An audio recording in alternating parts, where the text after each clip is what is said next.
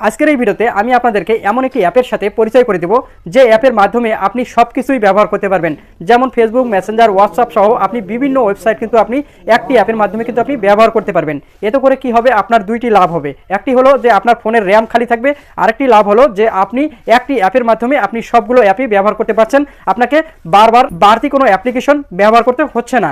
তো কিভাবে আপনি এই অ্যাপটিকে ব্যবহার করবেন সেটাই কিন্তু আজকের এই ভিডিওতে আমি আপনাদেরকে দেখাবো। আর ভিডিওটি ভালো লাগলে অবশ্যই লাইক করে দিবেন আর বন্ধুদের কাছে শেয়ার করে দিবেন। তো বন্ধুরা, শুরুতে চলে যাবেন গুগল প্লে স্টোরে, এরপর সার্চ অপশনে ক্লিক করবেন। তারপর এখানে লিখবেন অল ইন ওয়ান সাইট। এই লেখার সাথে সাথে দেখবেন যে আপনার সামনে এই অ্যাপ্লিকেশনটি চলে আসছে।